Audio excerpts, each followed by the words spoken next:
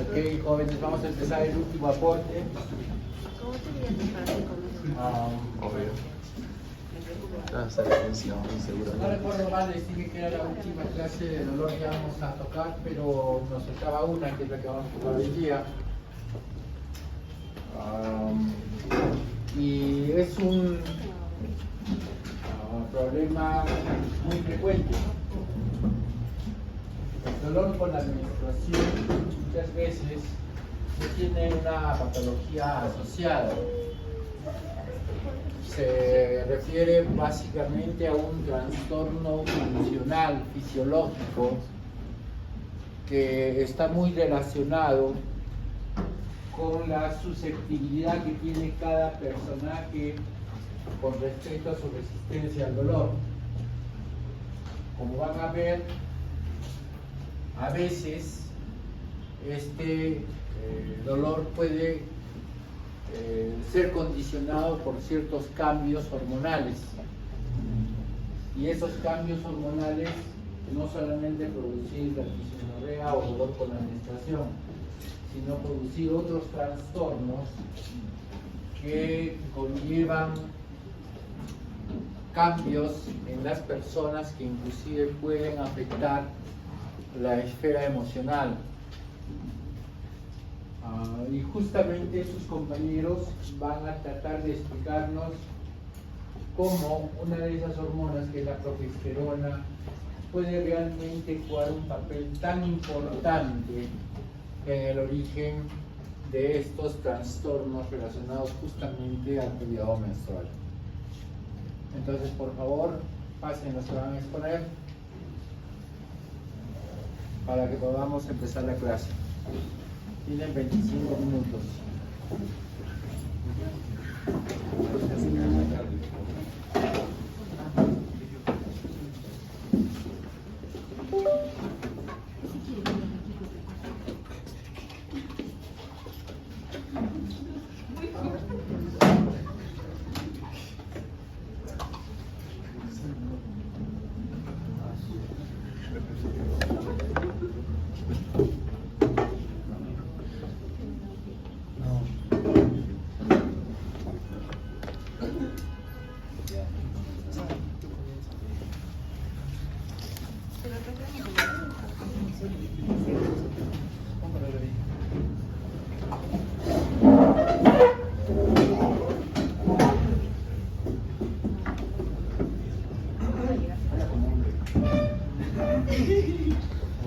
Buenas tardes, doctor, compañeros.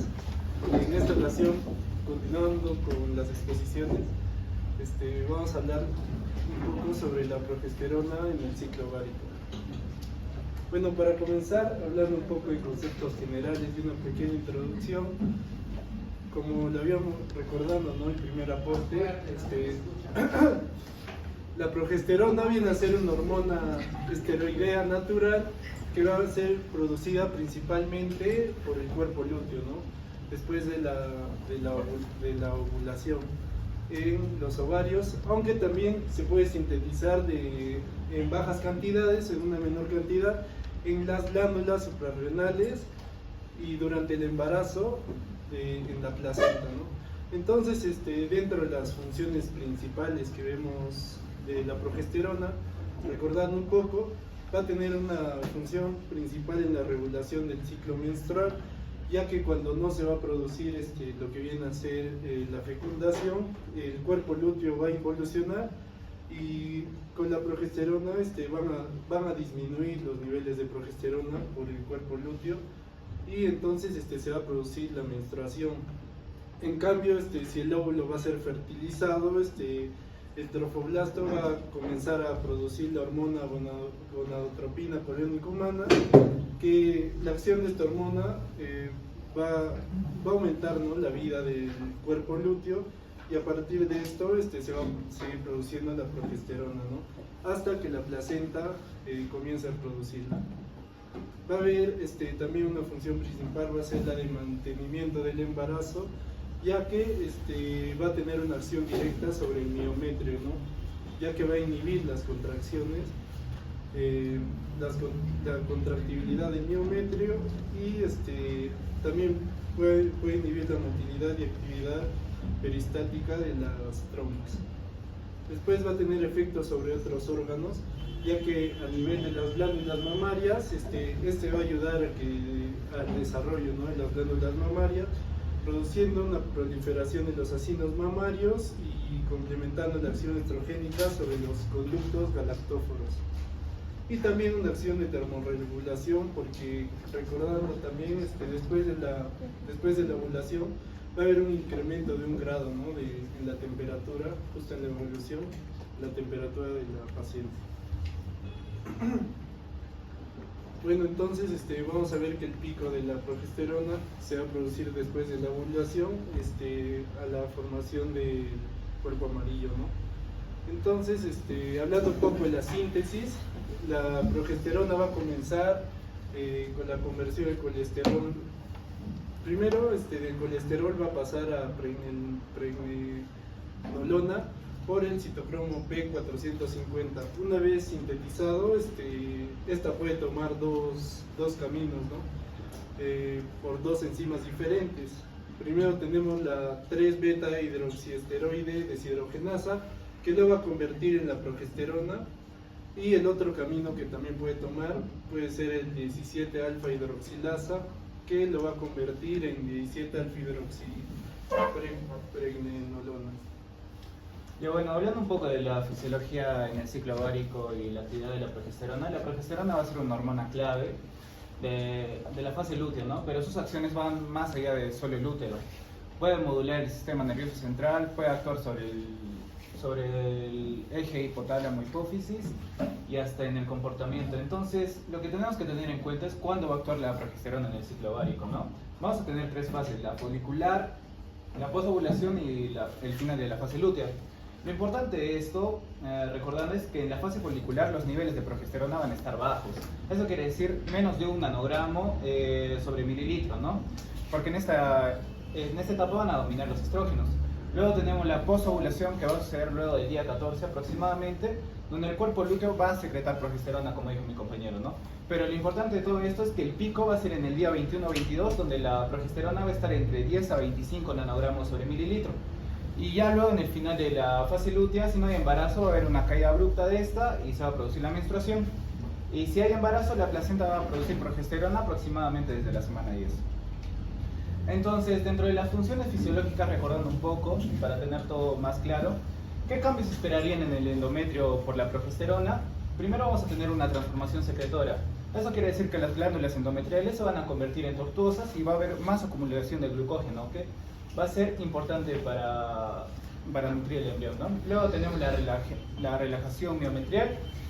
Esto quiere decir que la progesterona va a inhibir las contracciones, bloqueando las prostaglandinas. Y finalmente tenemos la tolerancia inmunológica, que debe evitar el rechazo del embrión. Dentro de la función de la progesterona en la cervix, tenemos que el moco cervical se va a volver un poco más espeso, va a evitar infecciones, y dentro del embarazo va a formar el tapón mucoso. Dentro del eje hipotálamo-hipófisis vamos a ver que hay una retroalimentación o feedback negativa, ¿no? Por esto va a suprimir la GnRH, y esta a su vez va a inhibir la LH-FSH, modificando su pulsatilidad. Entonces, lo más importante a lo que queremos ir en esta exposición es cómo actúa sobre el sistema nervioso central.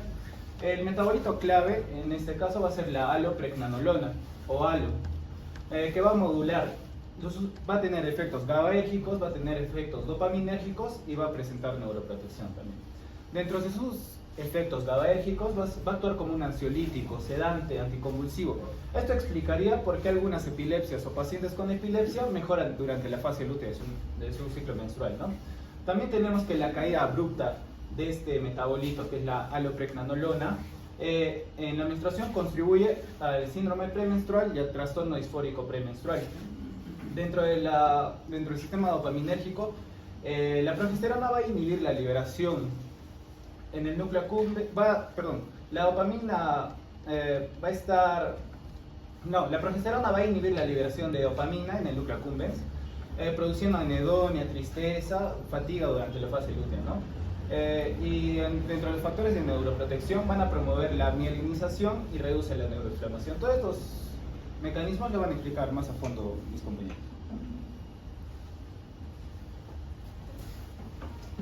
Bueno, yo voy a empezar con la acción de la progesterona en el sistema nervioso central. Hay que tener en cuenta que hay receptores muy importantes, muy aparte que la progesterona es una hormona sexual, también va a actuar a nivel del sistema nervioso central. Entonces vamos a tener los receptores GABA que va a traducir en la biosíntesis neural de la progesterona. Entonces, como ya lo explicamos, ¿no? El colesterol tiene que formar en pregnenolona y la pregnenolona en progesterona. ¿Cómo pasa el colesterol a la pregnenolona? De acuerdo al citocromo P450, que es la enzima desramificante del colesterol, el citocromo P450-17 alfa hidroxilasa, el P450 aromatasa y el 3-beta hidroxiesteroide deshidrogenasa, ¿no? Entonces, todas estas enzimas son importantes para que el colesterol siga avanzando. Entonces, en la progesterona, a la vez, vamos a tener que tiene metabolitos. El metabolito más importante, como ya lo mencionaron, es el ALO, la alopregnanolona. Este es un neuroesteroide derivado de la reducción enzimática de la progesterona, por estas dos, ¿no? La 5-alfa reductasa y la 3-alfa hidroxiesteroide deshidrogenasa. Entonces aquí podemos ver, ¿no? La colesterol, las enzimas, la pregnenolona y hasta llegar a la progesterona. Entonces, a nivel neuronal, ¿qué tenemos que saber? Que estos se relacionan con la biosíntesis esteroidea, por eso es que los llamamos neuroesteroide. ¿Por qué neuroesteroide? Porque están biosintetizados y almacenados en el cerebro y derivan del colesterol, por eso se llama esteroide, neuroesteroide, ¿no? Siguiente. Entonces, los efectos de la progesterona sobre el sistema nervioso central. Entonces, vamos a tener receptores de los esteroides en el núcleo septal lateral. Hay muchos estudios que nos hablan que por inmunohistoquímica, ¿no? En el cerebro se ha localizado receptores del GABA, que también puede estar ahí actuando la progesterona en muchas partes del cerebro, pero hay que tener, por ejemplo, aquí, este es el área septal, ¿no? El núcleo septal lateral, que está muy relacionado a lo que son las emociones, como la depresión, la ansiedad. Entonces, aquí va a actuar. Entonces, la estimulación eléctrica continua produce efectos similares a los de las benzodiazepinas, con la participación de los receptores GABAérgicos, ¿no? Y es muy importante también porque leí en un estudio que dice que muchos de los antidepresivos se basan en este órgano, no como un órgano diana, como un órgano blanco para los antidepresivos. Entonces vamos a tener la progesterona y los neurotransmisores. Primero vamos a tener que en la progesterona hay receptores específicos intracelulares, como vemos en la imagen, ¿no? Va a penetrar la célula a través de la membrana plasmática, ya que dijimos que es lipofílico, ¿no? Entonces va a ser más fácil que pueda pasar la membrana y se va a difundir en el citoplasma. Entonces aquí va a pasar por un proceso de transcripción, que como sabemos el proceso del ARN mensajero, y la traducción, que es la síntesis de proteínas. Entonces esto puede llevar un tiempo, puede durar entre minutos a horas. Es por eso que este es un camino mucho más largo, ¿no? Entonces miren, en cambio los neurotransmisores se van a enlazar de frente con las membranas, con los receptores de membrana, y esto va a tardar milisegundos, esto va a ser mucho más rápido, ¿no? Los enlaces de alta afinidad con los receptores GABA, como vemos aquí, estos son los receptores GABA, van a estar en la membrana, ubicados en diversas regiones del cerebro, ¿no? Siguiente. Siguiente. No sé.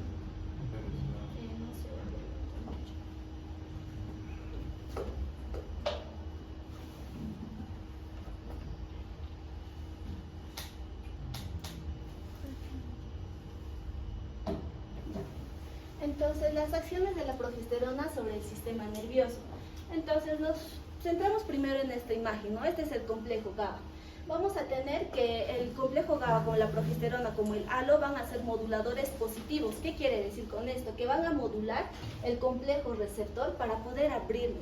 ¿Para qué? Porque la progesterona y sus metabolitos van a aumentar la afinidad del receptor GABA. Entonces aquí van a abrir estos canales de cloro, incrementa la frecuencia y también la duración en la apertura de estos canales. Y esto va a estar acoplado al receptor GABAérgico. Acá tengo una mejor imagen, ¿no? Al receptor GABAérgico, y va a ser más fácil que pueda entrar, ¿no? Y va a ser más frecuente y también va a durar más.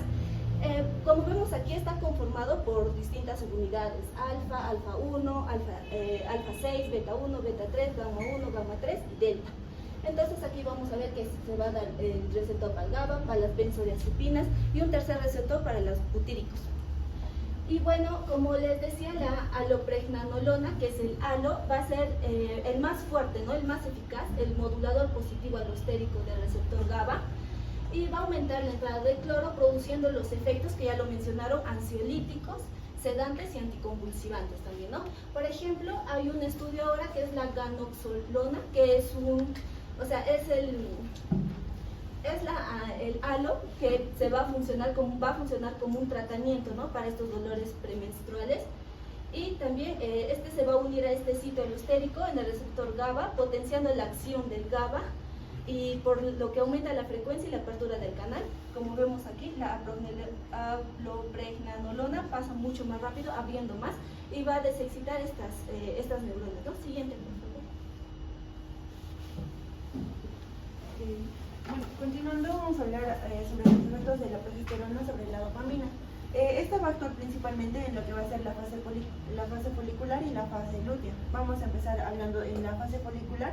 Vamos a ver un elevado nivel de estradiol y la progesterona se va a encontrar abajo, lo cual va a desencadenar que, bueno, el estradiol va a estimular lo que va a ser la liberación de la dopamina en los núcleos arcuato y en el sistema, perdón, en el área tegmental ventral, lo cual va a aumentar la expresión de los receptores de la dopamina en la hipófisis, y bueno, pues esto va a dar por consecuencia lo que va a ser la inhibición de la prolactina, en este caso de la progesterona, la prolactina. Vamos a ver acá, bueno, tenemos dos gráficos en los cuales acá nos basamos básicamente en lo que van a ser estas hormonas. Al inicio del ciclo vamos a tener un bajo nivel de lo que va a ser la dopamina, serotonina, y bueno, basándonos en la dopamina, ¿no? Después en los picos, tanto de la FSH y LH, vamos a tener altos niveles de dopamina, y bueno, posteriormente estos van a bajar, ¿no? Y mientras la progesterona va a ir subiendo. Todas estas reacciones van a dar un ambiente hormonal favorable para lo que va a ser el pico de la GnRH y la LH, y va a dar la preparación para la ovulación, ¿no? Acá tenemos los picos los picos de LH y GLH justo al terminar la fase folicular, como ya se había expuesto anteriormente en los anteriores soportes. Asimismo, por estas hormonas, por el aumento de esas hormonas, vamos a tener un estado de ánimo más estable por el aumento, ¿no? La dopamina en el sistema, ya que es conocido como el sistema de recompensa, o bueno, tiene mucha relación con el ánimo. En la fase lútea vamos a tener ya también un aumento de la progesterona, lo cual va a desencadenar tanto la inhibición de las neuronas dopaminérgicas, la potenciación GABAérgica y la regulación de los receptores dopaminérgicos. En la inhibición directa de las neuronas dopaminérgicas vamos a ver que la progesterona va a activar los receptores de membrana, y esto va a causar lo que va a ser la hiperpolarización neuronal. Asimismo vamos a tener una disminución de la tirosina hidroxilasa, que va a ser la enzima que va a estar relacionada en la síntesis de la dopamina. Vamos a tener también una potenciación GABAérgica, la cual se va a ver en la alopregnanolona. Va a aumentar la actividad de estos receptores GABA, y lo cual va a desencadenar la inhibición adicional de lo que va a ser la dopamina. Entonces va a haber una regulación de estos receptores de dopamina, y va a haber una disminución por lo cual de estos en la hipófisis, y esto va a desencadenar lo que va a ser un aumento leve de lo que va a ser la prolactina. Esto va a darnos por consecuencia un feedback negativo sobre las hormonas GnRH y LH, y esto va a evitar lo que va a ser las ovulaciones múltiples. Acá ya va a caer, ¿no?, el pico de lo que va a ser la GnRH y LH, empezando lo que va a ser la fase lútea, y bueno, por consecuencia en lo que va a ser en cuanto a lo anímico, vamos a tener un efecto sedante y de antiansiedad por la acción GABAérgica de esto. Siguiente. Y bueno, en la fase premenstrual o en la fase final de la fase lútea vamos a tener una caída abrupta de lo que va a ser la progesterona cuando no va a haber el embarazo. Y esto va a tener efectos sobre la dopamina, va causando lo que va a ser la desinhibición de las neuronas TIRA, y lo que va a causar un aumento de la liberación de las dopaminas, y se van a normalizar los receptores de dopamina, van a disminuir lo que va a ser la prolactina, y va a haber un posible aumento de los receptores dopaminérgicos, lo que va a causar los cambios de ánimos, irritabilidad en este caso, ¿no? Al terminar. Y bueno, vamos a tener un restablecimiento completo de lo que va a ser el tono dopaminérgico para un nuevo ciclo. Y bueno, tenemos acá y se asocia bastante, o vamos a ver acá, los síntomas premenstruales, como la ansiedad, cambios de humor y eso. Por último, como un resumen de todo lo que he expuesto, vamos a ver los cambios de los receptores durante el ciclo ovárico. Entonces, vamos a tener en cuenta que los estrógenos van a actuar o van a ser como el acelerador. Entonces se van a encargar de aumentar la dopamina, por ende va a aumentar la excitación. En cambio, la progesterona va a ser como el freno a esto y va a aumentar acá GABA, lo cual va a tener un efecto calmante. Y la alopregnanolona va a ser como un tranquilizante natural, ¿no? Y como ya lo habían dicho, es el metabolito de la progesterona que va a potenciar al GABA. Entonces vamos a ver que en la fase lútea el que va a ser protagonista va a ser la progesterona, porque sus niveles van a estar altos. Entonces la progesterona, por retroalimentación negativa, va a reducir la expresión de sus propios receptores en el endometrio, lo cual va a evitar que haya una sobreestimulación. Entonces en el cerebro lo que va a pasar es que la progesterona, exactamente sus receptores en el hipotálamo, va a inhibir la GnRH. Entonces de esta forma se va a inhibir lo que es la FSH y la LH. Y en la amígdala va a modular la ansiedad.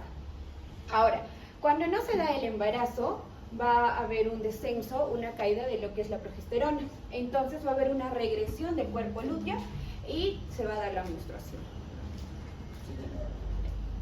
Ahora, hablando exactamente sobre la modulación de los receptores GABA durante el ciclo, vamos a ver que acá el protagonista va a ser la alopregnanolona, que esta va a aumentar la conducción del cloro en los receptores GABA. Entonces, esto va a dar como efecto ansiolítico, sedante y anticonvulsivo. En el efecto ansiolítico vamos a ver que se va a reducir la actividad de la amígdala. En el efecto sedante vamos a ver que va a aumentar la somnolencia en la fase lútea, y en el efecto anticonvulsivo esto va a explicar el por qué, como ya lo habían dicho, ¿no? Algunas mujeres con epilepsia tienen menos crisis en esta fase. Y ahora es muy importante ver que cuando hay una caída brusca de lo que es la alopregnanolona, lo que va a pasar es un rebote de excitabilidad neuronal. Y esto va a contribuir a lo que es el síndrome premenstrual y al trastorno disfórico premenstrual. Y en la regulación de los receptores dopaminérgicos, vamos a ver que la dopamina se va a encargar de que la persona se sienta motivada, con placer, y va a también regular el humor. Entonces, lo que va a pasar es que la progesterona y sus metabolitos lo que van a hacer es inhibir la liberación de dopamina en lo que es el núcleo accumbens y la corteza prefrontal. Entonces esto va a tener efecto o va a causar en la persona lo que es la anedonia, que va a ser dificultad para sentir placer, o sea, ya no va a disfrutar de las cosas que tal vez antes o de lo que disfruta normalmente, ¿no? O se va a sentir triste. Después también va a provocar fatiga y menor motivación. Entonces, justo estos dos síntomas o características son comunes en lo que es el síndrome premenstrual. Y va a haber un antagonismo parcial de los receptores de dopamina 2, y esto va a reducir su sensibilidad. Y eso sería todo. Gracias.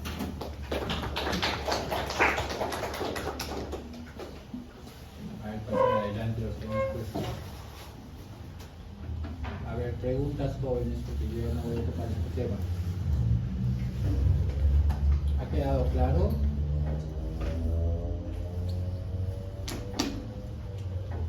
¿Tienen preguntas? Este tema es muy importante, ¿ah? A ver, yo les voy a preguntar. ¿Cómo se relaciona la dopamina con la serotonina?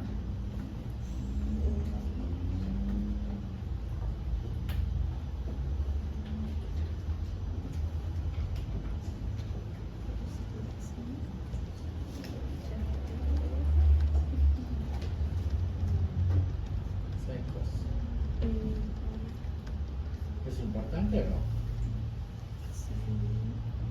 Claro. La serotonina juega un papel muy importante, ¿no? ¿Qué tiene que ver con la dopamina?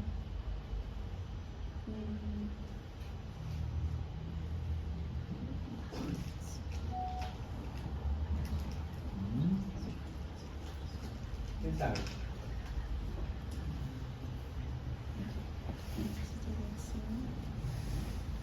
Segunda pregunta. A ver. Los niveles de progesterona que se producen en la fase lútea,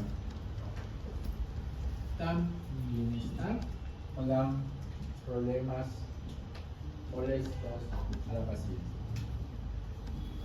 ¿Por qué?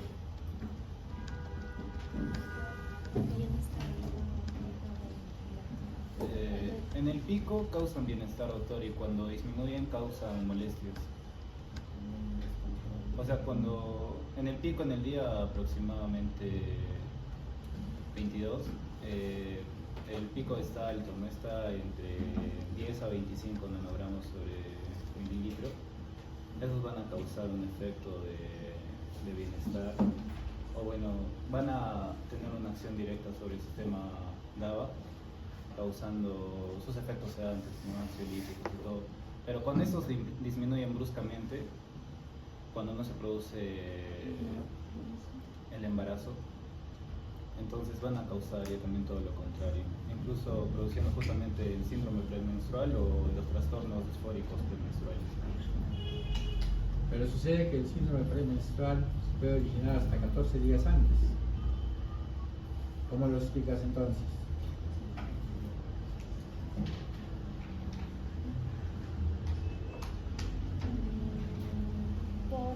Porque hay una caída brusca, o sea. Pero no se supone que en la fase lútea se produce más bien un aumento de los niveles de progesterona. Pero también va a haber una disminución de lo que van a ser las dopaminas, y las dopaminas van a ser, las hormonas que van a causar también esta sensación de bienestar, ¿no?, en la paciente. Entonces puede estar relacionado. Tomen así. No está mala la exposición. Lo que falta es que ustedes tienen que definir bien los efectos y los efectos no deseados. Les recomiendo que vuelvan a revisar todos este capítulo. Este capítulo es muy importante.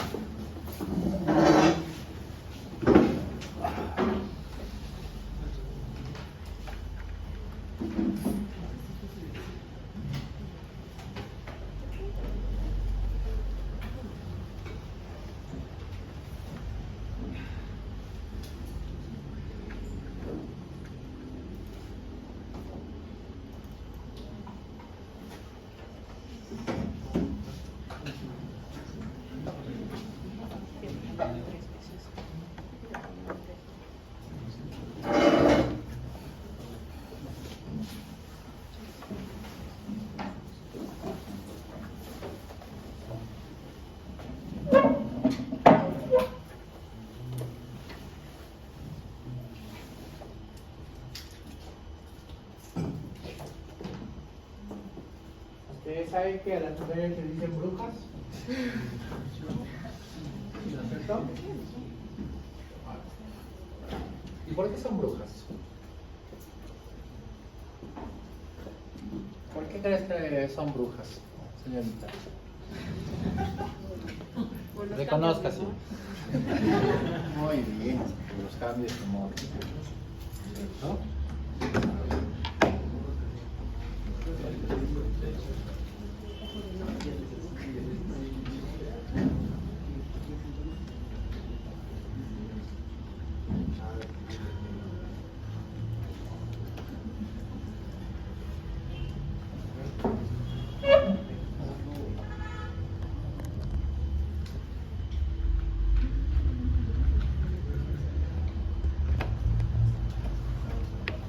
Por los cambios de humor, ¿no? Porque de un momento a otro deciden terminarnos enamorados, ¿no es cierto? Sin causa alguna. Porque los hombrecitos son unos inocentes, ¿cierto?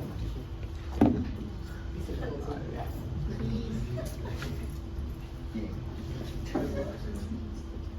En realidad, cuando hablamos de dismenorrea, pues hablamos de todas ustedes. A ver, levante la mano. ¿Quién de acá no tiene cólicos con la menstruación? No tiene, ¿ah? Ninguna. Eso quiere decir que todas tienen dolor con la menstruación. Dolor de pequeña intensidad, moderada o gran intensidad. En realidad es un problema muy importante. Yo asesoré una tesis a comienzo de este semestre. Dentro de los hallazgos se encontró efectivamente que el 95% de las mujeres que cursaban el primer año de medicina usaban condición abierta. Entonces no es un problema frecuente, es un problema que puede traer muchas consecuencias, ¿no? Pero la dismenorrea es algo malo. ¿Creen o no? Sí es malo. ¿Ustedes saben?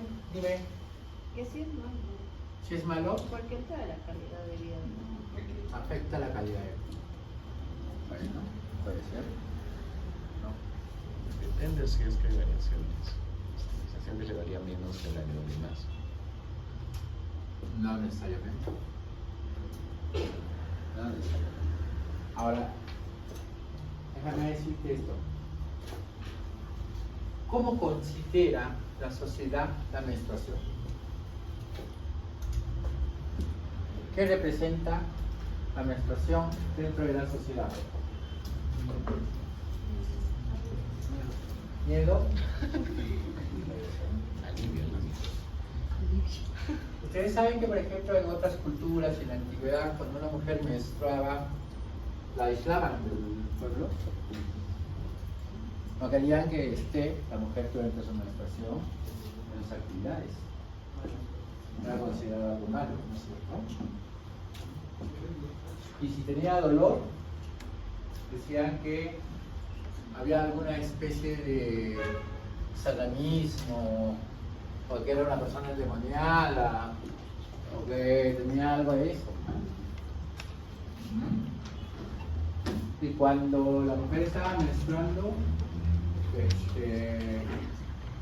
era tan malo que prácticamente la mujer se sentía como un animalito más,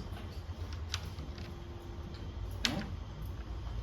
Con una serie de tabús, una serie de ideas, pensamientos que en el tiempo siempre hubo y aún hay en ciertas culturas, ¿no?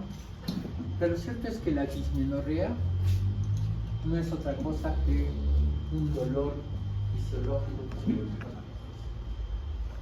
Su nombre, como ven ahí, quiere decir menstruación dificultosa, ¿no? O difícil menstruación. Y en el tiempo tuvo que tratar de investigarse por qué producía dolor la menstruación. Porque la paciente venía por una serie de signos y síntomas, ¿no? Que se caracterizaban principalmente por el dolor pélvico. Y ese dolor pélvico, como les digo, tenía varios grados de intensidad. Pero no era lo único.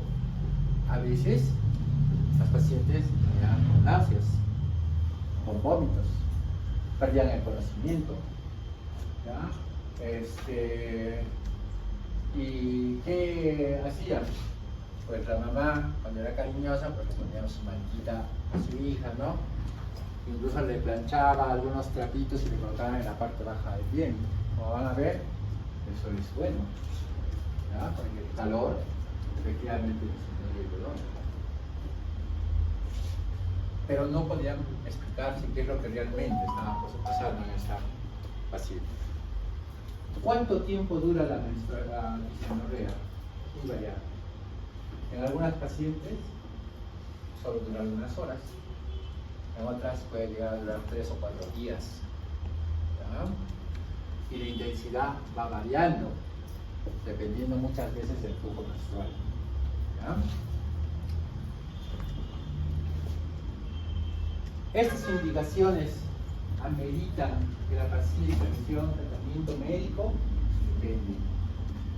Hay personas que soportan su dolor menstrual y realizan sus actividades normales, pero hay personas que llegan al hospital y con mucha frecuencia. ¿Ya? Entonces no era igual en todas las personas. Y como les decía, casi el 90% en esta clase, el 100%, tiene. Y un buen porcentaje, en este caso 15%, ya va a ocasionar un trastorno grave. Y ese trastorno grave se traduce principalmente porque interrumpe sus actividades normales. Si son estudiantes, pues no van a la universidad, no van al colegio, generalmente. Pero muchas de ustedes les ha pasado, ¿no? O han visto por lo menos en alguna de sus pacientes. Hay dos tipos de dismenorrea: la primaria y la secundaria. La dismenorrea primaria es aquella paciente que siempre ha tenido dolor con la menstruación. ¿Ya? Recuerden que yo les había mencionado que hay un principio. La dismenorrea no se puede originar en un ciclo anovulatorio. ¿Y por qué no se va a ocurrir esto? Porque no hay fase lútea. ¿Ah? Entonces tiene que haber un ciclo ovulatorio para que haya dismenorrea. En algunas pacientes el dolor con la menstruación se mantiene constante en el tiempo y tiende a disminuir progresivamente apenas va avanzando la edad, y disminuye mucho más cuando una persona, por ejemplo, tiene un parto. ¿Ya? Pero la dismenorrea secundaria es la paciente que tenía o un dolor menstrual leve y que de repente empieza a tener periodos menstruales cada vez más dolorosos. O la paciente que nunca tuvo dolor menstrual y que de un momento a otro empieza a tener dolores con la menstruación. ¿Ya? Diferencia entre dismenorrea primaria y la secundaria. Y a diferencia de la primaria, la dismenorrea secundaria se va agravando en el tiempo. La dismenorrea secundaria siempre, pero siempre, es indicativo de patología. ¿Ya? Y esas son las diferencias que vamos a tener entre dismenorrea primaria y dismenorrea secundaria.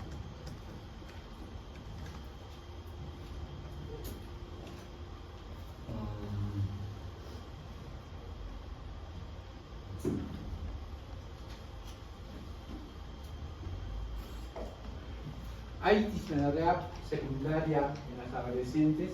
Sí. ¿Ya? No porque sea adolescente puede que no tenga un mioma, o puede que no desarrolle una endometriosis. Aunque es raro, se dice que entre un 5 a un 10% de las pacientes adolescentes con dismenorrea pueden corresponder a una dismenorrea secundaria. Entonces, no siempre el cuadro clínico va a ser como les he indicado. Dependiendo de la intensidad, puede que amerite que yo haga un estudio para descartar una patología orgánica que esté condicionando dismenorrea en esa paciente. Como les decía, en algunas pacientes son 1 horas, en otras puede prolongarse hasta 72 horas, es decir, durante todo el ciclo menstrual que estas pacientes presentan dolor. ¿Ya? ¿Cómo es el dolor típico? Dolor en la parte inferior, ¿no? Que se irradia generalmente a la espalda, que se irradia a la zona de los muslos, a la parte interna. Cuando ustedes le preguntan a la paciente cómo es el dolor, es como que tuviera un calambre, doctor, en la parte baja del vientre, en la parte superior de las piernas, ¿no? en algunos casos graves, como se ha indicado, y en su relación justamente con el estado nervioso central puede tener náuseas, puede tener vómitos, puede tener hipotensión, lipotimias, ¿no? Pero más allá no vamos a tener otras alteraciones. También puede haber diarrea, dolor de cabeza, irritabilidad, ¿no? Fatiga, sensación de cansancio.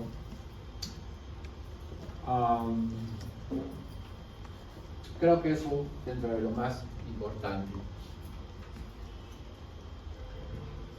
En cambio, en la dismenorrea secundaria, aparte de que el dolor va en constante crecimiento, no siempre da la misma sintomatología.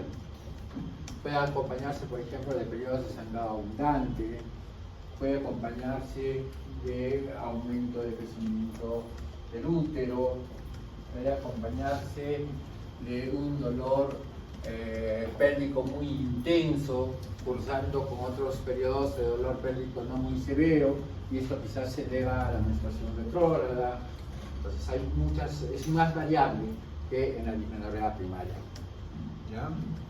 La dismenorrea secundaria, ya les he dicho que en la mayoría de casos se va a presentar mucho tiempo después. Generalmente la dismenorrea secundaria empieza a partir de los 25 años en adelante.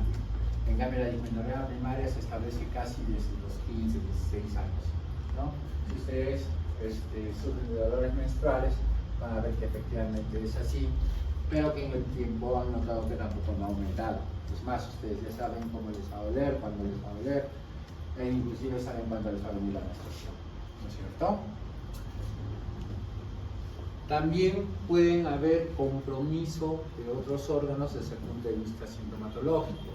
Puedo tener dolor con las relaciones sexuales, puedo tener, ya les dije, sangrados muy abundantes, y el dolor, que si bien al comienzo está relacionado con la menstruación, posteriormente puede estar apareciendo fuera de la menstruación. Va a depender de qué esté causando la dismenorrea. Si yo tengo dispareunia, ¿no? Antes no tenía, entonces puedo estar pensando, este paciente está haciendo una endometritis, o está haciendo un problema de endometriosis, ¿no? Aparición brusca que nunca había y que se está repitiendo constantemente, acompañado de sangrados abundantes, piensen en posibilidad de endometritis, ¿no?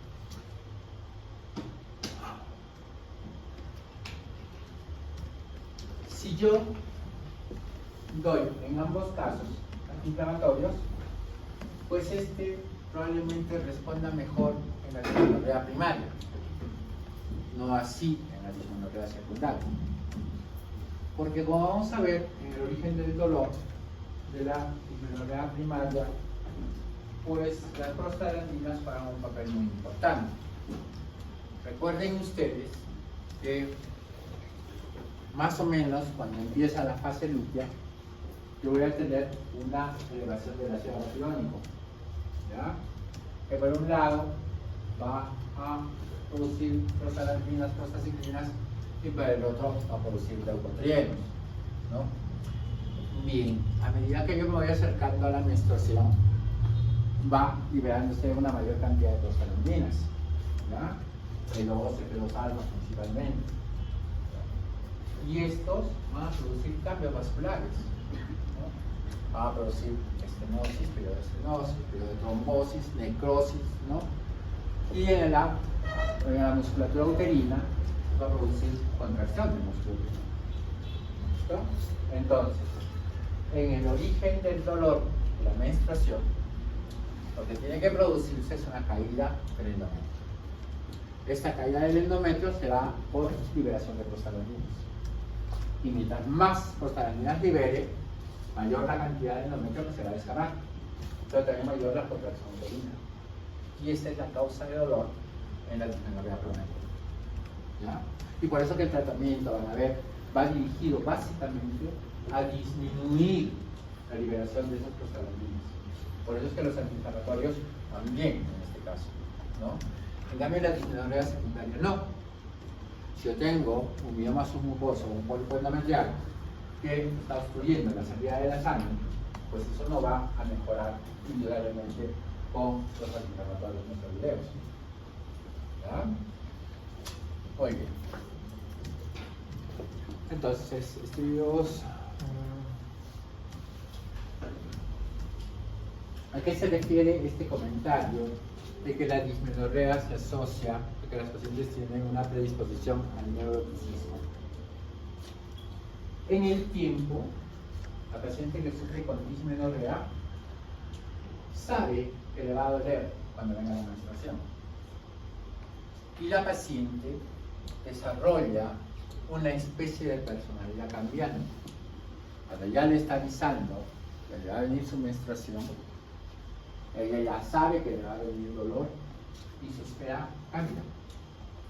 Se vuelve más irritable, más sensible, se le deprime. Y esto no tiene nada que ver con síndrome de tensión premenstrual. Es una personalidad que ella va desarrollando por la presencia de dolor durante la menstruación. ¿Listo? Entonces, estas pacientes no pueden controlar sus emociones. Estas pacientes prefieren no ir a trabajar, no ir a estudiar, no venir a la universidad, aunque la mayoría son excusas para no venir al curso de ginecología, ¿no es cierto? Y como les decía, en la historia, estos cambios dan histeria, ¿no? Por eso dicen que estas mujeres son histéricas, ¿no? O cuando la paciente tiene un cambio marcado, le dicen, seguro que está con su menstruación.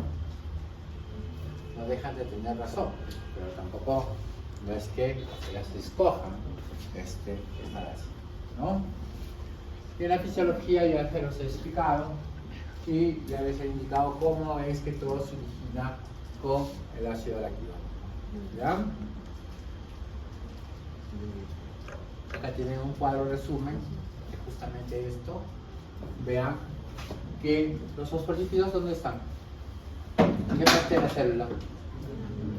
En la membrana celular, así es, ¿no? Ahí es donde se liberan los componentes para la formación del ácido araquidónico y siguen dos caminos. Pueden seguir la ciclooxigenasa o la lipoxigenasa. Si la lipoxigenasa tenemos lipotrienos y si la ciclooxigenasa tenemos formación de prostaglandinos y prostaciclinos.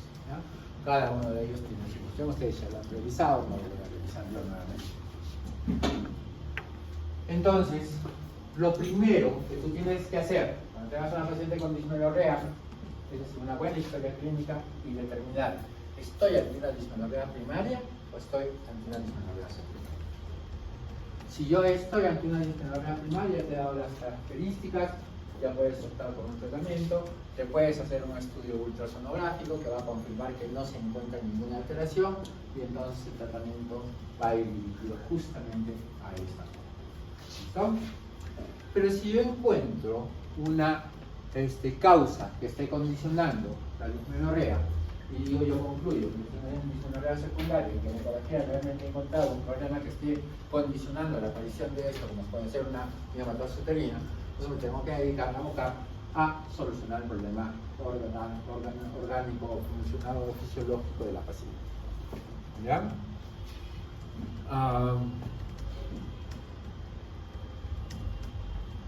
Hay algunas patologías que no se pueden explicar, o por lo menos no se demuestra en todas las pacientes que esa puede ser la causa del dolor. Por ejemplo, ustedes ven acá que dice que hay congestión pélvica. Recuerden que los genitales tienen un sistema venoso de drenaje que está dado por el plexo papiliforme, ¿ya? A veces este plexo, ¿ya?, que está también yendo a la par por donde van las arterias, se dilatan, producen varices, ¿ya? Y en la ecografía se ve una gran congestión de vasos ahí, y se cree que esto podría ser un condicionante para la presencia de dolor. Pero cuando vamos a ver a otra paciente que no tiene dolor y encontramos la misma sintomatología o la misma evidencia ecográfica de cuál estamos sospechando que causa dolor, pues entonces decimos que no es causa o no es algo que fácilmente puede explicar la presencia de una dismenorrea secundaria. Existe patología. Y por eso hablan de congestión pélvica, hablan de dolor en los anexos, hablan de problemas en el cervix. Les voy a mostrar una diapositiva ahí de un doctor llamado Dallas que echa la culpa de todo al coluterino. Entonces, eso dentro de la sintomatología. Yo puedo ir a una laparoscopía. Claro, yo puedo hacer una laparoscopía por dolor pélvico, ¿no? Pero ir solo por dismenorrea implica la posibilidad de que probablemente no encuentres nada y la hayas sometido a la paciente a una intervención quirúrgica innecesaria. En algunos casos sí ha ameritado que vaya y los resultados pues han sido muy contraproducentes porque no encontraron nada ni en el útero, ni en los anexos, ni en los ovarios. ¿Ya? ¿Qué patología yo debería descartar cuando yo tengo un problema de dismenorrea? A la cabeza, obviamente, endometriosis, la enfermedad inflamatoria, y después de ellos ya pues puedo pensar en embarazo ectópico, enfermedad inflamatoria, dentro de las más frecuentes. Y no olviden, aunque sean adolescentes, yo no puedo descartar patología ginecológica. Ya les dije también que tienen una forma de cuantificar la intensidad de la dismenorrea dependiendo si afecta o no afecta el estado general.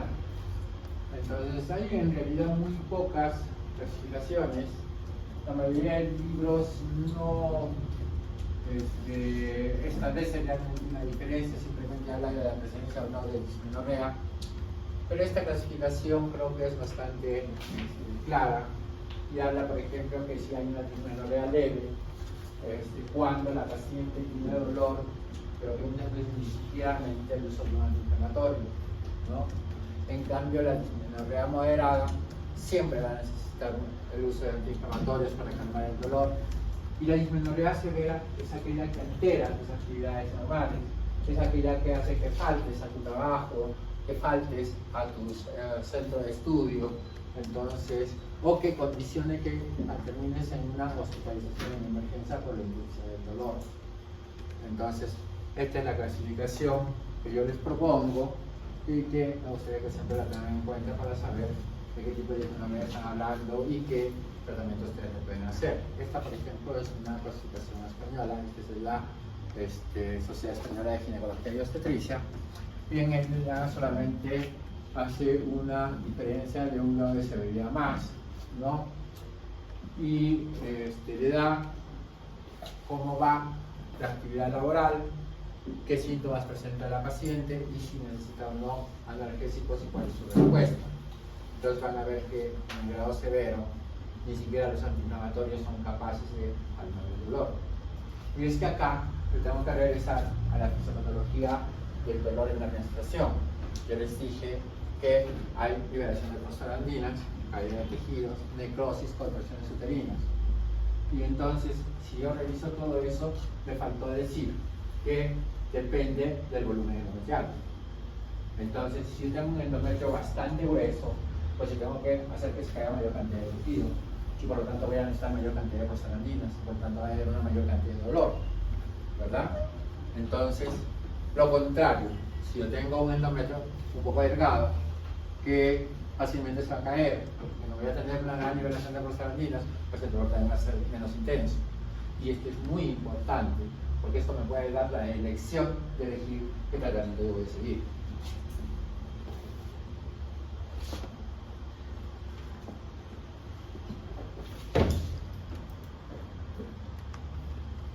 Entonces, el tratamiento, pues, yo puedo hacer acá un tratamiento inicial, ¿no? Sin el uso de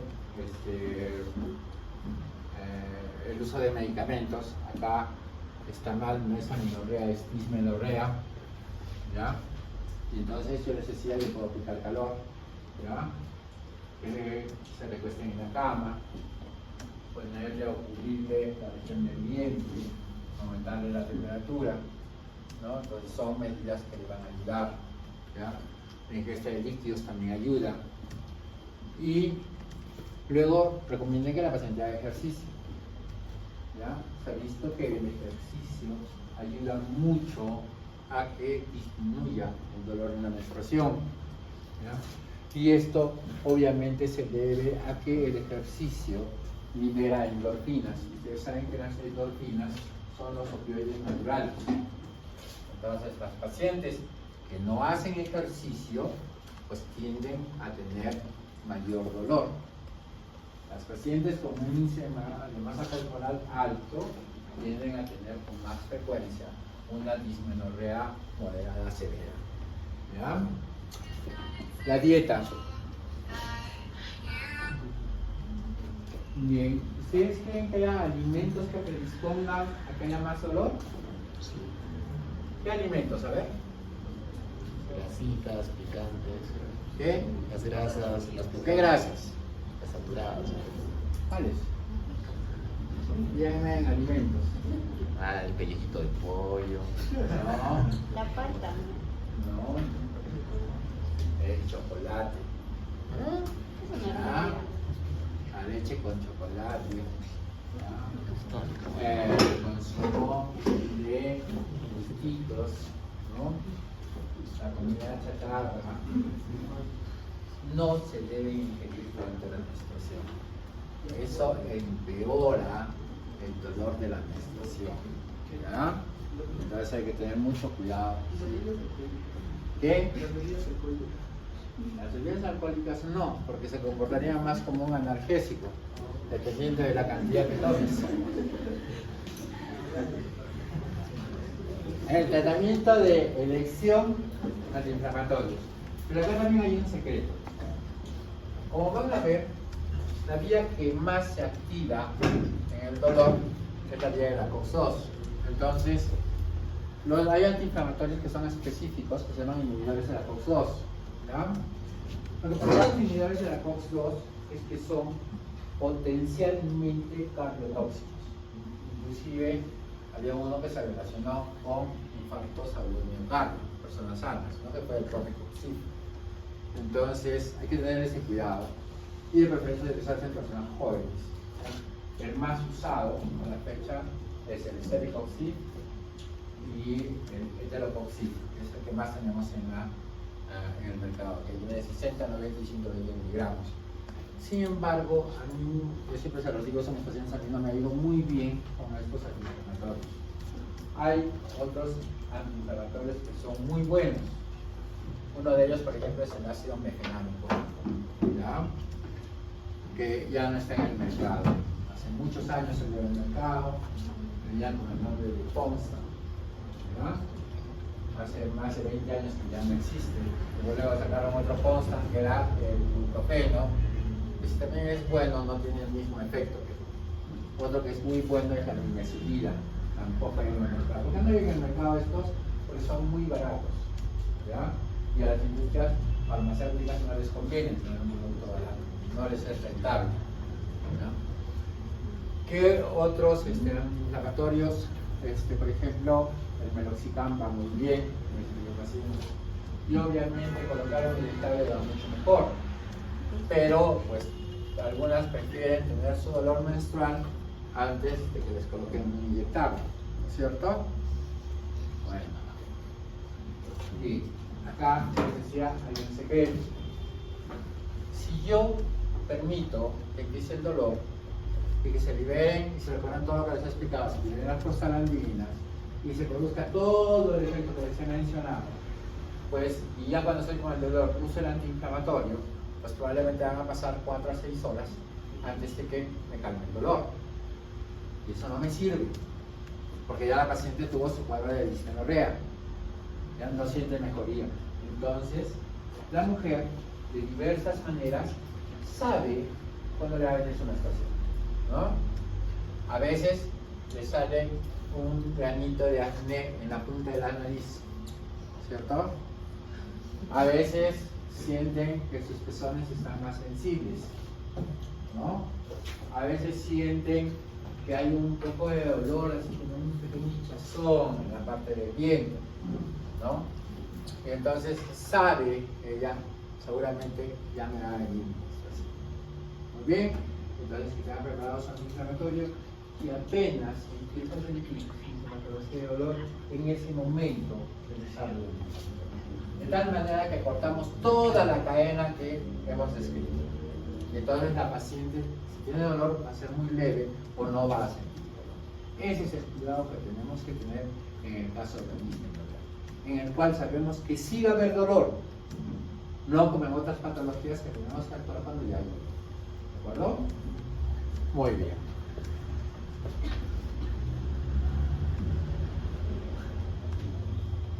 ¿Qué porcentaje de pacientes se cura con esto? Entre el 60 y 90%. ¿Listo? Que tienen una tabla donde utilizan inhibidores específicos de la COX-2, inhibidores preferenciales, que tienen al meloxicam y al nimesulide. Tenemos también aquellos que no son inespecíficos ni para uno ni para el otro, y están todo el resto de años. Todos sirven. Hay que usarlos en forma adecuada. ¿De acuerdo?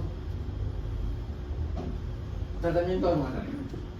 Entonces, ¿por qué le daré un anticonceptivo oral? Pues básicamente va a ser porque yo voy a limitar el crecimiento del endometrio.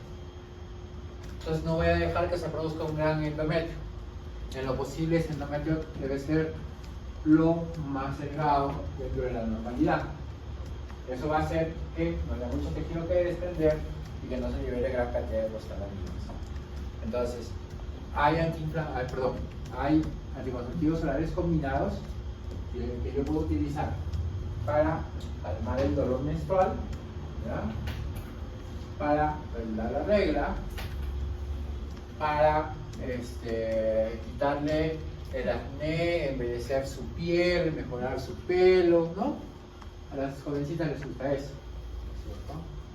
Entonces acá los que mejor se utilizan son, ya les dije, Claira, que es la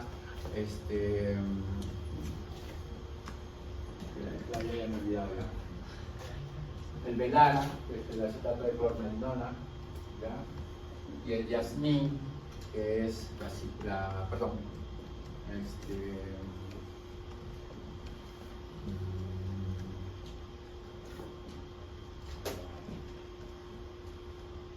mal para la memoria. Ya les digo después qué cosa era. El Dienogest, que es el Claira. Velara, que es el acetato de clornalidona. La ciproterona, que es el TIC35, que tiene predilección por el síndrome de ovario poliquístico, que no tiene buen efecto acá, solo que tiene muchos efectos indeseables. Falta el Yasmin, que no me acuerdo qué cosa es. Ahorita me acuerdo. Entonces, esa es la función del anticonceptivo: limitar el crecimiento endometrial y disminuir la liberación de prostaglandinas. ¿Ya? Este tratamiento tú puedes intentar darle por 3 a 6 meses si es que la paciente no quiere usar un anticonceptivo oral, pero le va a mejorar. Y después de eso, puedes dejar de usarlo, continuar con el antiinflamatorio no esteroideo y ver cómo evoluciona tu paciente. Si tú estás dando cualquiera de los tratamientos, sea con AINES, sea con anticonceptivos orales, y el dolor persiste, entonces abócate a buscar signología o patología que tenga que ver con dismenorrea secundaria. ¿Listo? ¿Qué aspectos psicosociales son importantes en la paciente que sufre de dismenorrea, aparte de que no viene a clases? Uno, que durante ese periodo esta paciente se aísla de su grupo social, ¿ya? Y puede hacer cuadros moderados de ansiedad y de depresión. Entonces, no todas las pacientes que tienen dolor con la menstruación debemos tomarlo como algo muy leve. Debemos tener cuidado de cuánto está influyendo en su ambiente propio de cada una de las pacientes. ¿Listo?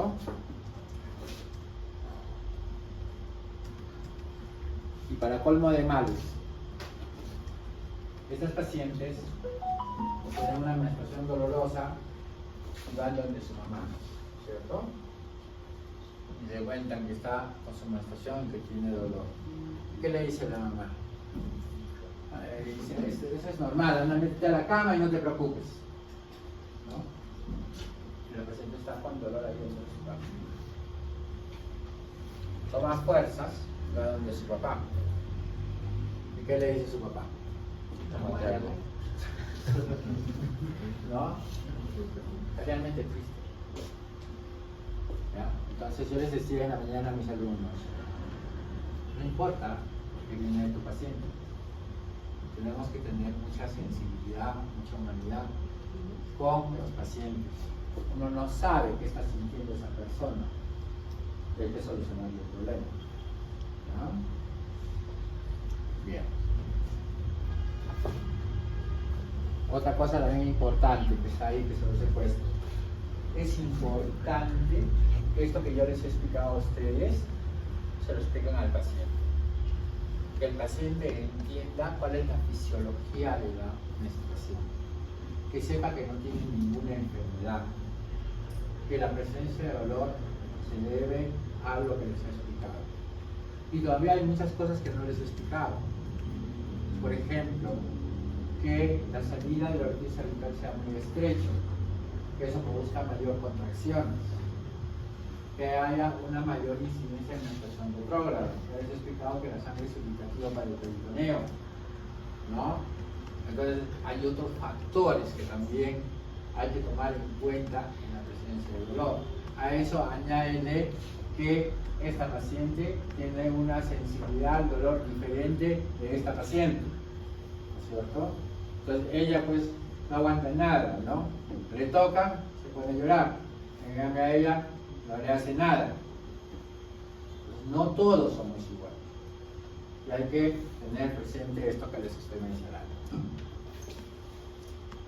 Bien. ¿Alguna pregunta hasta ahí? ¿Todo ha quedado claro? Bien. Sucede, ¿ya?, que esta señorita, ¿cuánto pesas? 40. Bueno, vamos a creer que pesa 40. Y antes de la menstruación pesa 44. ¿Creen que es posible o no? Sí. Efectivamente. Entonces existe un grupo de personas que previa a la menstruación notan que sus pechos ya han crecido. Está orgullosa de sus pechos. Hasta que empiezan a sentir dolor. ¿Ya? Los pezones se vuelven tan sensibles, que ni siquiera se ponen brasier. No porque quieran tener un mejor movimiento, sino porque no soportan el roce con el pezón. La paciente se siente hinchada, ¿ya? Se siente hinchada de las piernas, de la pelvis, del abdomen, ¿ya? Su carácter empieza a cambiar. Ya no hay esa integridad, esa expresión de teoría para la verdad. No, acá sí cambia de carácter, ¿ya? Y curiosamente se presenta más o menos 6 a 8 días justo antes de la menstruación. Y en algunos casos severos se presenta hasta 14 días antes de la menstruación. ¿Listo? Cuando está en ese estado insoportable y ¡pam!, le viene la menstruación. Y los síntomas, como por obra de arte, se desaparecieron. ¿Listo? 30% en esta clase tiene síndrome premenstrual. ¿No? Para que vean que no es nada raro. Este es el síndrome premenstrual. Estas son las características. Y ustedes le van a decir lo mismo que yo les he dicho. Y lo que ustedes tienen que buscar es que sabe que, doctor, cuando a mí me viene la menstruación me desaparece. Creo que hoy día tuvimos una de esas pacientes. No sé si hoy día o ayer vi una de esas pacientes. Entonces, es un trastorno físico, cognitivo, afectivo y conductual, pero que, si bien aparece en la fase lútea, termina con la menstruación. ¿Qué más implica? Decir que estos síntomas que te he mencionado no son los únicos. esta es una patología multiorgánica. Dice que hay más de 100 síntomas que pueden estar muy relacionados al síndrome de tensión premenstrual. ¿Ya? Y el 40% de estas pacientes tienen problemas emocionales, tanto irritabilidad, tensión, inestabilidad emocional y síntomas físicos como sensibilidad en los senos, fieles y trabajo. Entonces, cuando yo les decía, ¿no?, que sus compañeras son unas brujas, pues no todas son unas brujas graduadas, ¿no? Algunas que son todavía aspirantes, estas ya son graduadas. ¿Ya? Muy bien. ¿Cuándo se presenta? Generalmente, por no decir todas, se presentan en la etapa reproductiva. ¿Ya? Y a diferencia de la dismenorrea que se presenta desde jóvenes, este síndrome premenstrual tiende a establecerse en el tiempo, más o menos a partir de los 28 años, por ahí empieza a hacerse más evidente, hasta los 34, 36 años, y algunas se pueden presentar, inclusive se dicen después de la menopausia. Es algo que no podemos explicar, pero se puede seguir presentando. ¿Ya? Otros estudios dicen que hasta el 20% de las mujeres en edad fértil se quejan de molestias durante la fase premenstrual, lo que podría ser considerado como relevante clínicamente.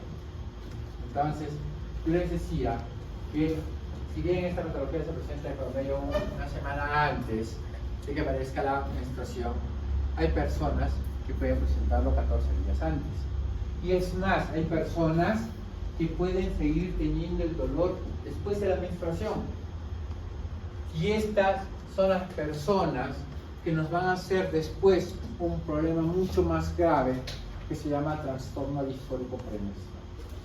Porque esta paciente tiene dolor, tiene estas molestias todos los días del ciclo. Entonces, si ya una parte solo tenía 10 días de dolor, otras que tenían 14, imagínense estar todo el tiempo con estas molestias a nivel premenstrual.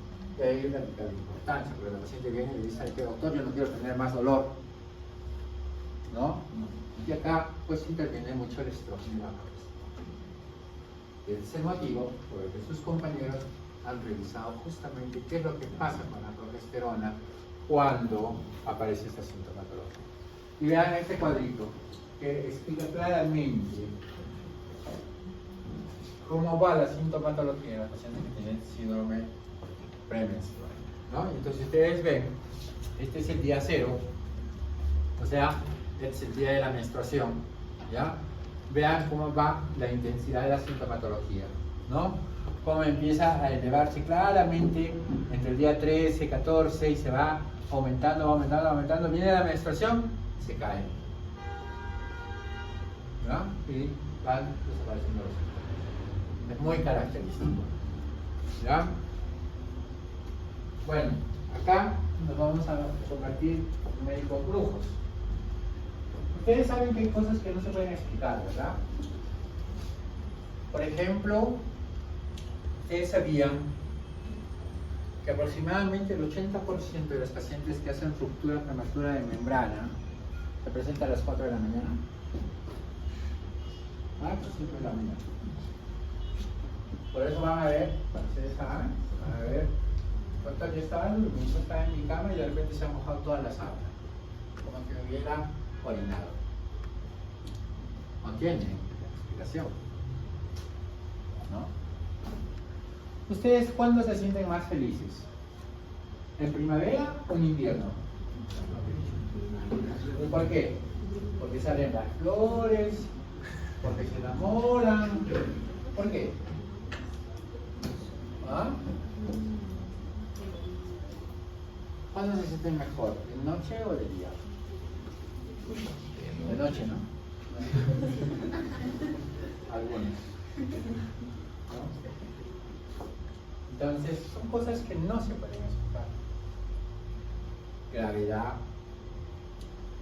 trastornos circadianos, presión atmosférica,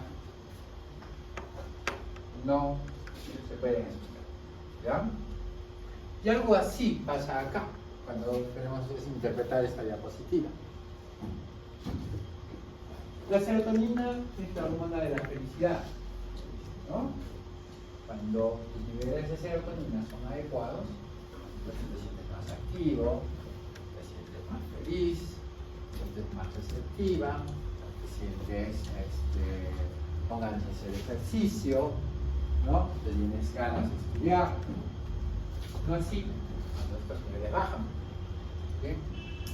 Y acá lo que trata de hacer es ver, este es un artículo en el que se vio que el síndrome premenstrual se ve con mayor frecuencia en aquellas pacientes que tienen bajos niveles de serotonina, ¿no? Y por eso es que se trata de ver cuál es la relación que tiene progesterona o la caída o el aumento de la progesterona durante la fase lútea en la aparición de esta sintomatología, ¿no? Y ellos vieron que esto se producía. Por eso es que parte del tratamiento es mejorar la dieta o dar algún medicamento que pueda incrementar los niveles de serotonina en estos tipos de pacientes, ¿ya? Por eso es que se utilizan también inhibidores de los recaptadores de serotonina en este tipo de pacientes, cuando la cosa es muy grave, ¿ya?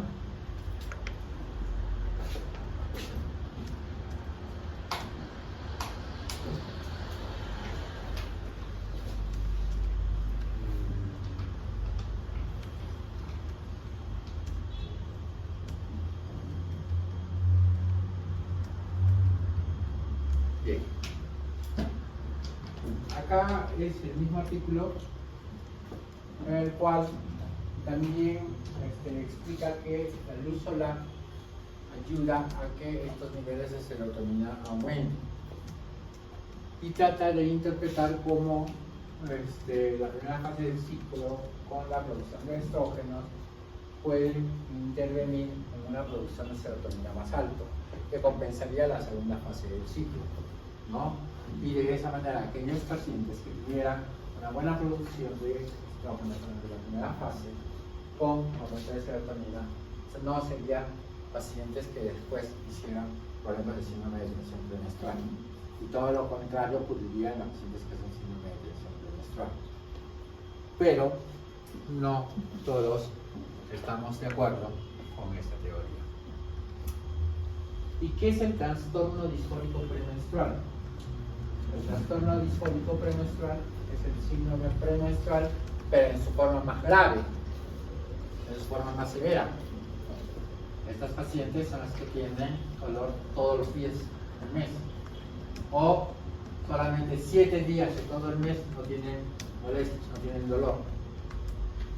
Esta es la paciente que tenemos que tener cuidado, porque como tú vas a ver acá,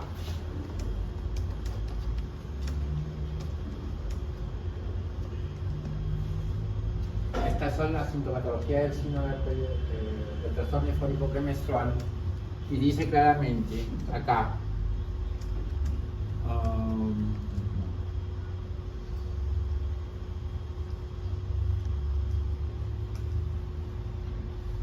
perdónenme, se me ha perdido.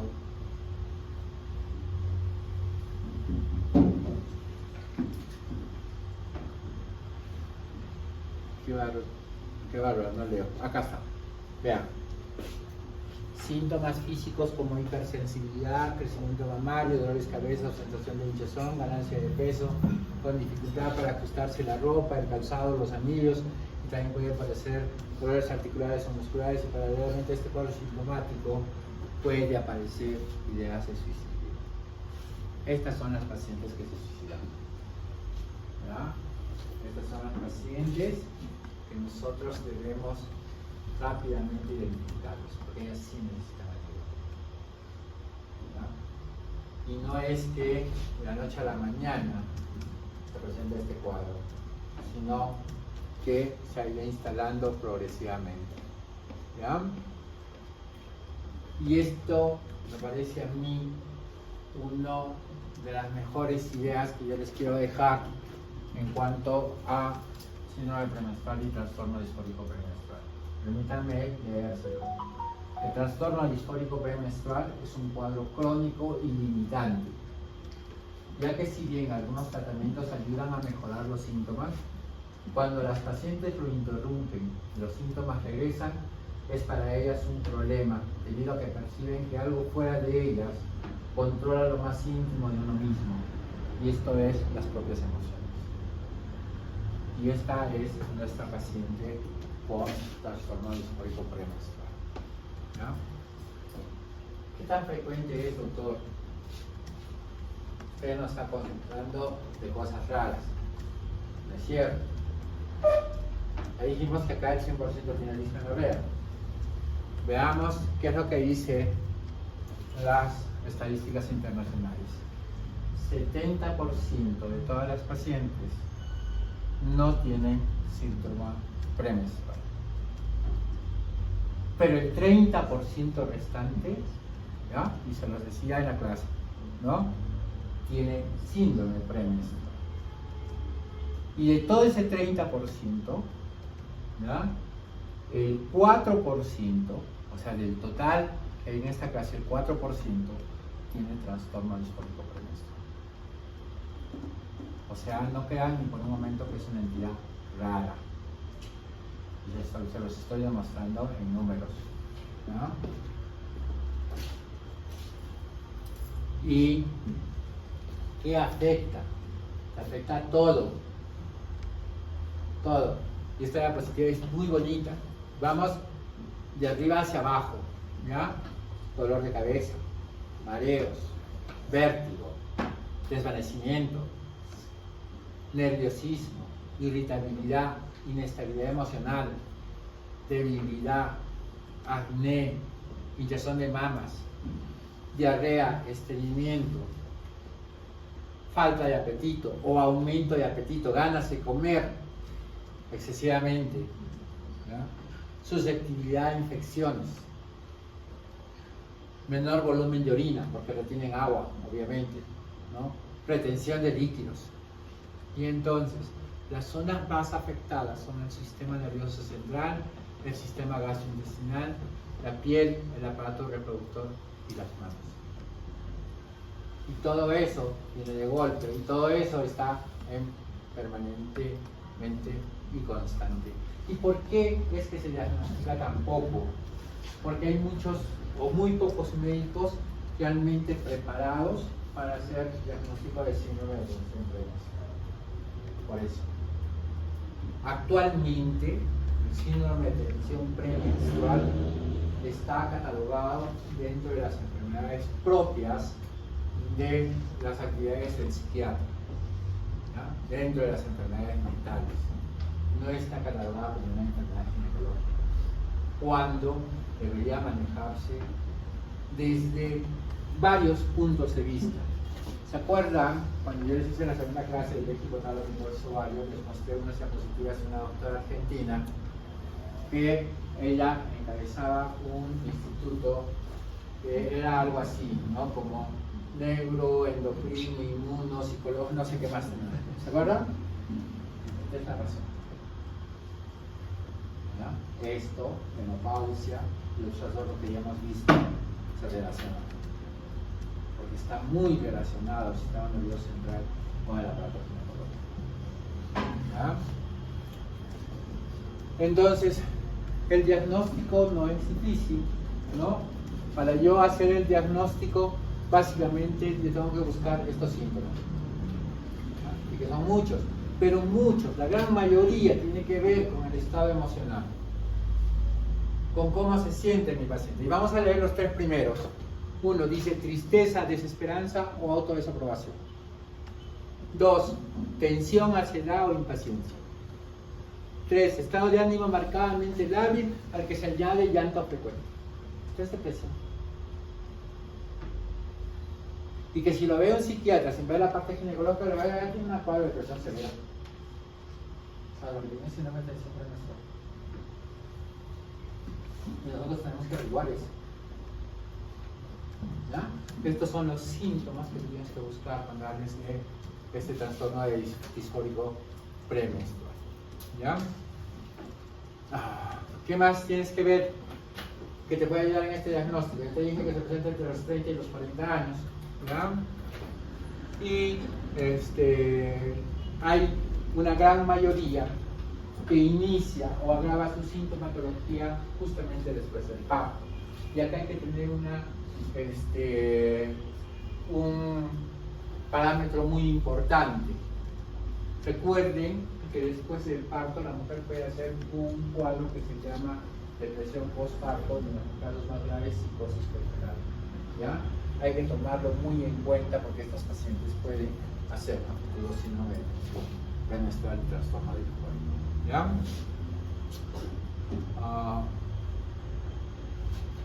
La hipótesis hormonal, ya no lo vamos a tocar, más o menos lo han interpretado sus compañeros, pero lo que trata de explicar esta hipótesis es justamente estos ambajes, esos trastornos, esas oscilaciones que existen en el medio hormonal y cómo tiene que ver esto con las alteraciones del sistema GABAérgico, dopaminérgico y serotoninérgico.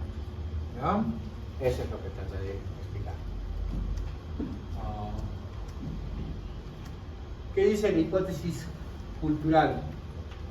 Habla de cuánto puede influir la sociedad en la población femenina y cuánto de esta influencia es negativa para la población femenina. Ya no solo incluimos la menstruación, sino la sintomatología que presenta con respecto a la menstruación. Y les he puesto el ejemplo más claro, desde el punto de vista familiar hasta de los amigos en ese momento, ¿no? Entonces, cuando tú te acercas, vamos a suponer que usted se acerca a su amiga y su amiga le recibe con un grito, pues usted por, ¿cómo se llama eso? Por integridad, no, es por autopreservación, se retira, ¿no es cierto? Cuando probablemente no necesite que se retire, sino necesite un apoyo emocional. ¿Ya? Mucho cuidado. La hipótesis del estrés. En este estudio, vean, 4.000 y 3.000 mujeres respectivamente, se encontró una mayor tasa de historia de abusos y maltratos emocionales y físicos en aquellos que sufrían trastorno disfórico premenstrual. Y entonces, no dejes de investigar esta parte. ¿Ya? Ya lo habíamos visto en dolor pélvico crónico, ¿ya? En los casos de dispareunia. El paciente con síndrome de tensión premenstrual puede tener este antecedente y quizás necesite ayuda en este sentido para ayudarle a mejorar su sintomatología.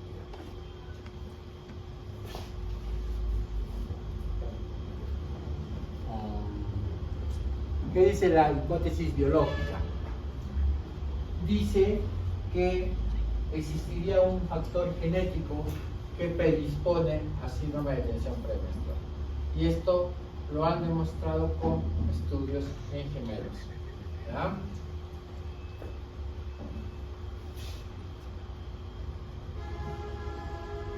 ¿Qué dice el doctor Lolas? Bueno, el doctor Lolas presentó una serie de trabajos que de alguna manera demostraron que tenía razón. Por eso es que fue muy comentado en una época. Y él decía que todos los trastornos que se presentaban como el dolor pélvico, como la dismenorrea o como el síndrome de tensión premenstrual, tenían su origen en el cuello uterino.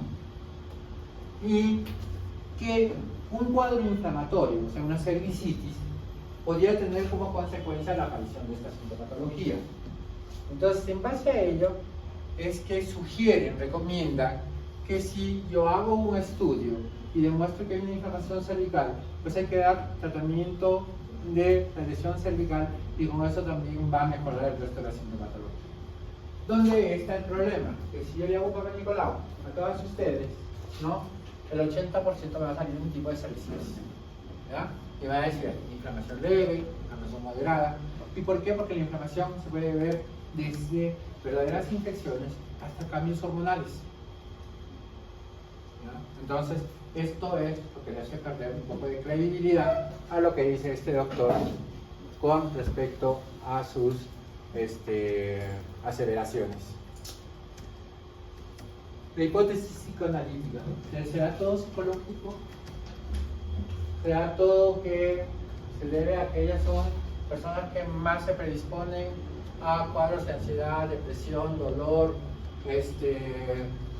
estado atonal, emocional, lábil? Es un poco difícil, ¿no? Y esto se lo vamos a dejar a los psicólogos.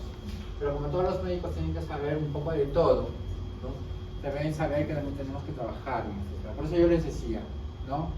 Tenemos que manejar esta paciente con el psicólogo, con el neurólogo, con el endocrinólogo, ¿no? Y a la cabeza debe estar siempre el ginecólogo y ver cómo nos va con ese tipo de pacientes. Y la hipótesis serotoninérgica, que también ya se las he mencionado, ¿ya? Que básicamente se basa acá, ¿no? La función ovárica normal gatilla el trastorno disfórico premenstrual durante la fase lútea, aumentando la progesterona y el turnover de la serotonina, ¿no? Entonces, en eso se basa. Esto está muy de moda y hay que tenerlo en cuenta como parte del tratamiento del trastorno disfórico premenstrual. Entonces, la fisiología, de dónde se origina la serotonina, su relación con el triptófano, ¿no? Ahora, ¿por qué dice acá que la serotonina regula el apetito y especialmente en el consumo de carbohidratos? Y yo les había explicado que la paciente también come de más y principalmente come carbohidratos, ¿ya? Es una especie de mecanismo de defensa, ¿ya? Porque al haber una menor función serotoninérgica, la ingesta de carbohidratos estaría aumentada. ¿Y por qué está aumentada? Porque al consumir carbohidratos voy a aumentar los niveles de serotonina. ¿Me dejo entender? ¿No? Entonces, y eso me va a mejorar al final el estado emocional, ¿no? Por eso es que se produce, ¿no? Bien. ¿Con qué yo debo hacer diagnóstico diferencial? Es obvio, ¿no es cierto? Si ustedes han visto y cuando revisen la sintomatología que les he presentado, pues yo voy a tener que hacer diagnóstico diferencial con un verdadero cuadro de ansiedad, con un verdadero cuadro de depresión, con un cuadro bipolar, ¿no? Dependiendo de qué esté tratando. Por eso yo les decía que esta parte la manejan principalmente los psiquiatras. ¿Listo? Y acá un poco de esto. Bien. En cuanto al tratamiento, si bien no hay un tratamiento para todo, ¿ya? Sí yo debo saber que estas pacientes mejoran con el tratamiento con anticonceptivos orales, ¿ya? Y mejoran mucho, ¿ya? La FDA ha aprobado dos sustancias para esto. Uno que es la clormadinona, que les he dicho que viene con el nombre de Velara o Velarina, ¿ya? Y otro es el Yasmin, que no me puedo acordar. Fíjate por favor qué es el Yasmin. No me acuerdo la progestina.